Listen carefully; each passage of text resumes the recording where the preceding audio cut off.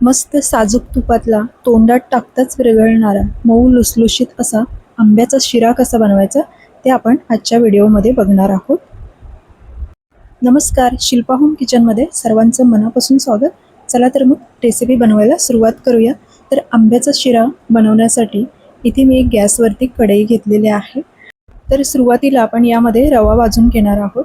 तर शिरा बनवण्यासाठी इथे मी 1 वाटी मध्यम आकाराचा रवा वापरलेला आहे. तर हा रवा आपण तूप न घालता कोरडाच सुरुवातीला भाजून घेणार आहोत. तर जवळपास 5 ते 6 मिनिटं हा रवा छान भाजून घ्यायचा.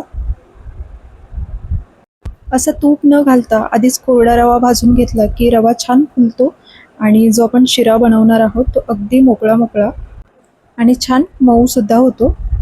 तर आपण मध्यम गॅसवरती हा रवा 5 ते 6 मिनिटं छान भाजून घेऊया.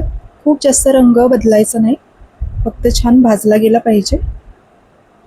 तर मी हा आता रवा भाजून घेत आहे. तर रवा भाजतानाच मी इथे बदामाचे कापसुद्धा घातले, म्हणजे ते रव्यासोबत सुद्धा भाजले जातील. वेगळे तळून घ्यायची गरज लागणार नाही. तर आणखी थोडा वेळ आपल्याला रवा हा भाजून घ्यायचा आहे, त्यामुळे बदामाचे कापसुद्धा छान भाजले जातील. त्यानंतर ज्या वाटीने आपण सगळं साहित्य मोजून घेतलं त्याच वाटीने अर्धी वाटी इथे साजूक तूप घेतलेलं आहे. आणि आता हे तूप थोडं थोडं घालून आपण रवा छान भाजून घेऊया. तर मी ते सुरुवातीला 2 ते 3 चमचे तूप घेतले आणि तुपावरती हा रवा छान खरपूस असं भाजून घेऊया.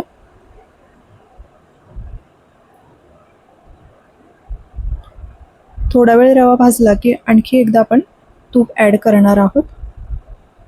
सुरुवातीला एकत्र न टाकता थोडं थोडं तूप घालून हा रवा छान भाजून घ्यायचा, म्हणजे तो व्यवस्थित आतपर्यंत भाजला जातो.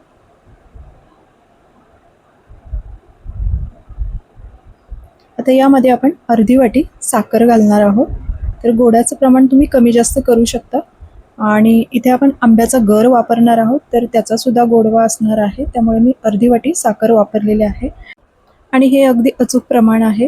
तुम्ही जर का हापूस आंबा वापरत असाल तर हे एवढं प्रमाण पुरेसं आहे. तर मी थोडं तूप आणखी घालून घेते. तर साधारण 2 चमचे तूप मी इथे वापरलेलं आहे. आणि पुन्हा एकदा हा रवा छान भाजून घ्यायचा.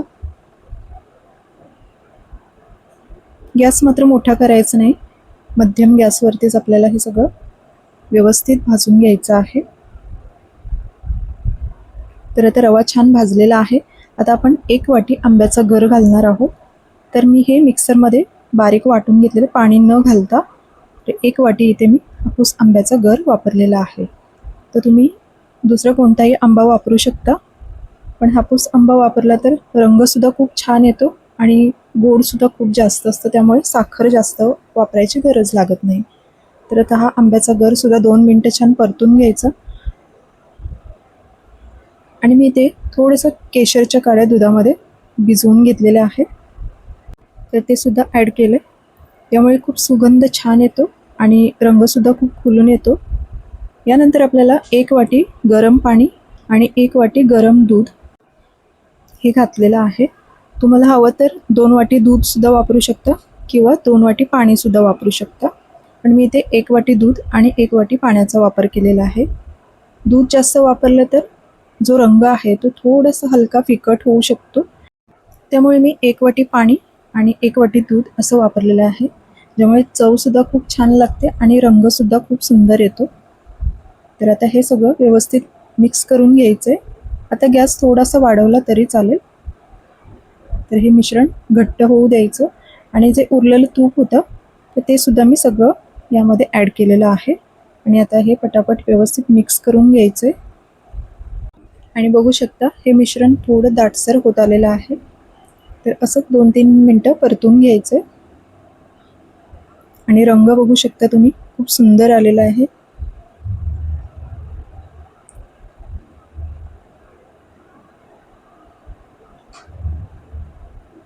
आता यामध्ये आपण अर्धा चमचा वेलची पावडर घालून घेऊया. यामुळे सुगंध खूप सुंदर येतो. आणि आता ही वेलची पावडर व्यवस्थित मिक्स करून घ्यायची आणि यावरती झाकण देऊन साधारण 4 ते 5 मिनटासाठी एक वाफ काढून घ्यायची. तर मी आता हे सगळं व्यवस्थित मिक्स करून घेतलं.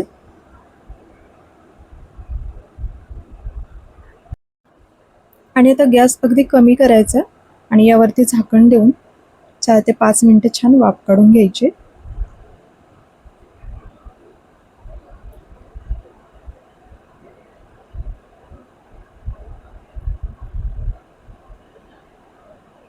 तर साधारण 5 मिनिटं झालेली आहेत आणि मी आता चेक करते. तर बघू शकता आपला शिरा तयार झालेला आहे. अगदी मऊ असा तयार झालेला आहे. तर आता गॅस बंद करायचे आणि हा शिरा आपण काढून घेऊया.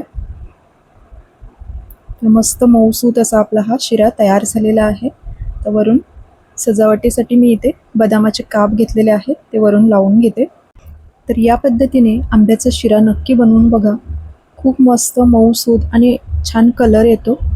तर एकदा तरी नक्की बनवून बघा. आणि आजची रेसिपी तुम्हाला कशी वाटली हे कमेंट्समध्ये नक्की सांगा. व्हिडिओ आवडली तर व्हिडिओला एक लाईक नक्की करा आणि चॅनल अजून सबस्क्राईब केलं नसेल तर लगेचच चॅनलला सबस्क्राईब करा अशाच छान छान रेसिपी पाहण्यासाठी. पुन्हा भेटू अशाच एका नवीन रेसिपीसोबत. थँक्यू.